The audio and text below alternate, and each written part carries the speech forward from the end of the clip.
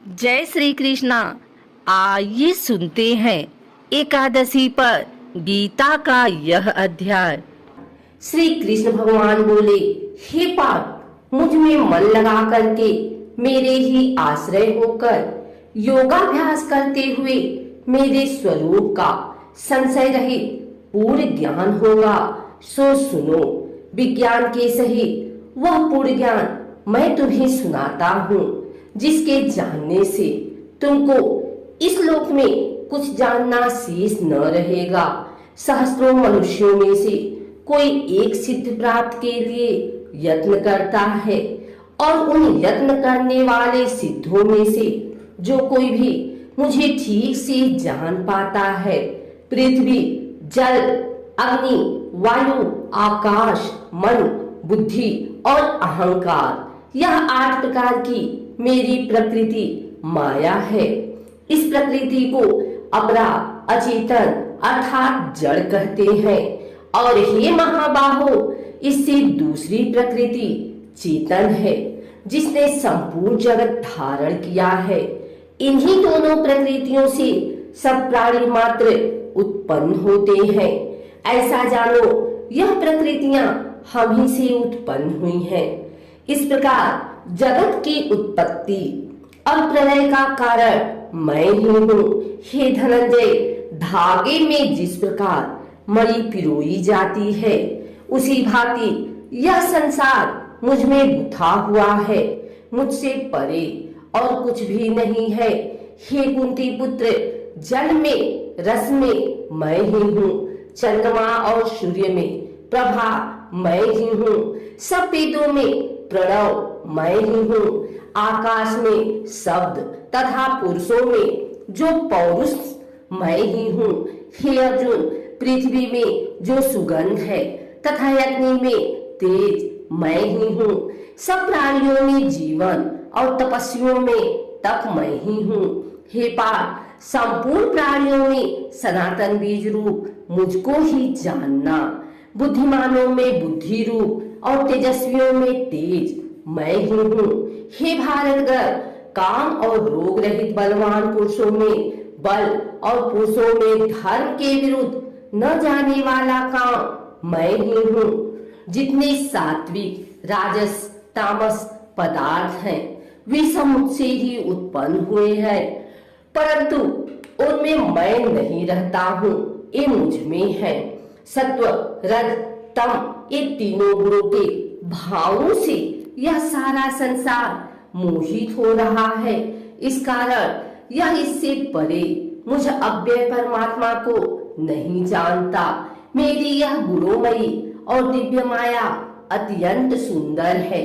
जो मुझको अनन्य भाव से भजते हैं, वे इस माया को पार कर जाते हैं। जो पापी, मूढ़, नराधम माया ने जिनका ज्ञान हर लिया है और आसुरी भाव ग्रहण किए हुए मुझको नहीं पाते। हे भारत श्रेष्ठ अर्जुन, 4 प्रकार के मनुष्य मुझको भजते हैं। दुखिया, जिज्ञासु, ऐश्वर्य की कामना करने वाला और ज्ञानी, जिनमें सदा मुझ में एकाग्र चित्त और केवल मेरी, क्योंकि मैं ज्ञानी को अत्यंत प्रिय हूँ और वह मुझको प्रिय है। यद्यपि सब भक्त अच्छे हैं, तथापि ज्ञानी तो मेरी आत्मा ही है, क्योंकि वह मुझ में ही मन लगाकर मुझको ही सर्वोत्तम गतिमान मेरा ही आश्रय ग्रहण करता है। उनके जन्म के अनंतर ज्ञानी मुझे पा लेता है। ऐसा महात्मा अत्यंत दुर्लभ है। सब जगत को वासुदेवमय समझे। अपनी अपनी प्रकृति के नियम के अनुसार मनुष्य भिन्न भिन्न काम वासनाओं से अज्ञान में डूबकर उन फलों की चाहना से अन्य देवताओं के अधीन होकर उनकी उपासना करते हैं। हे अर्जुन, जो भक्त श्रद्धा पूर्वक जिस जिस देवता का पूजन किया करते हैं, उन पुरुषों की उस श्राद्ध को मैं दृढ़ कर देता हूँ। वह उस श्रद्धा से युक्त होकर उस देवता की आराधना करता है, फिर उसको मेरे ही रचे हुए काम फल प्राप्त होते हैं।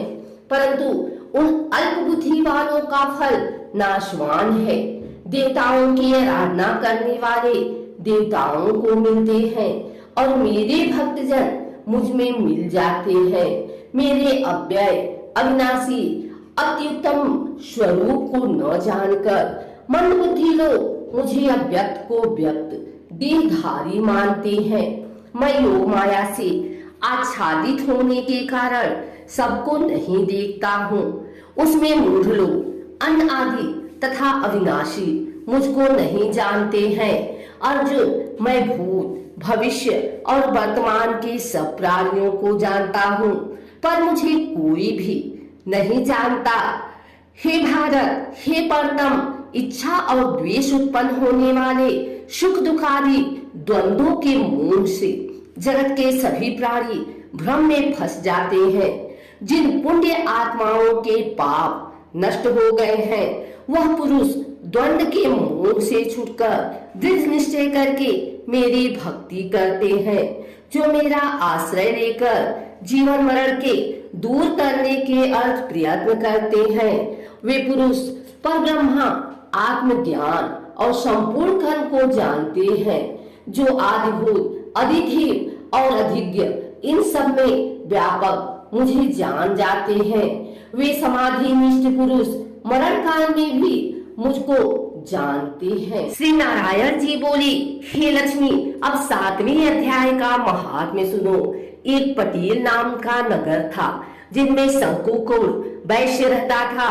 वह व्यापार करने को नगर के बाहर कहीं को जाता था। रास्ते में शंकुकुल को सर्प ने डसा, वह मर गया। उसके साथी उसकी दाह क्रिया करके आगे को सिधारे। जब लौटकर घर में आए, उसके पुत्र ने पूछा, मेरा पिता शंकुकुल कहाँ है? उन व्यापारियों ने कहा, तेरे पिता को सर्प ने डसा था, वह मर गया और यह पदार्थ तेरे पिता का है, तू ले ले। 1 करोड़ रुपया दिया और उसकी गति कराने को कहा, क्योंकि वह अवगति मरा था। उस बालक ने अपने घर आकर ब्राह्मणों से पूछा कि सर्प डसे की गति कैसे करानी चाहिए। पंडितों ने कहा, नारायण बलि करवा दो। ऊंट के आटे का पुतला बनाया, चुनिया चढ़ाई, जैसे विधि किया। बहुत ब्राह्मण जिमाए, श्रद्धा पिंड पत्तल करवाया। बाकी द्रव्य जो रहा चारों भाइयों ने बांटा। एक पुत्र ने कहा, जिस सर्प ने मेरे पिताजी को काटा है, मैं उसको मारूंगा। उन व्यापारियों से पूछा, वह ठौर मुझे बताओ जहाँ मेरा पिता शंकुकुल मरा है। व्यापारियों ने कहा, चल चलते हैं। वहां ले जाकर खड़ा किया, देखा तो वहां एक बामी है, जिसे कंदलों के साथ खोदने लगा। जब छेद बड़ा हुआ, वहां से एक सर्प निकला। कहा, तू कौन है? मेरा घर क्यों खोदता है? उस बालक ने कहा, मैं शंकुकुल का पुत्र हूँ, जिस सर्प ने मेरे पिता को मारा है, मैं उसको मारूंगा। तब सर्प ने कहा, हे पुत्र, मैं तेरा पिता हूँ, तू मुझे इस अधम देह से छुड़ा और मुझे मत मार। यह मेरा पूर्व का कर्म था, सो मैंने भोगा। तब पुत्र ने कहा, हे पिता, कोई यत्न बताओ जिससे मेरा उद्धार हो। तब उस सर्प ने कहा, हे पुत्र, किसी गीता पाठी ब्राह्मण को घर में भोजन करवा और उसकी सेवा कर, उसके आशीर्वाद से तेरा कल्याण होगा। तब उस बालक ने अपने घर और नगर में जितने गीता का पाठ करने वाले थे, तीन सबको बुलाकर गीता जी के 7वें अध्याय का पाठ करवाया और उनको भोजन करवाया। तब उन साधु ब्राह्मणों ने आशीर्वाद दिया। तत्काल वह अधम देह छूटकर देव देह पार विमान पर चढ़कर आकाश मार्ग को जाता हुआ अपने पुत्र को धन धन करता बैकुंठ धाम में जा पहुंचा।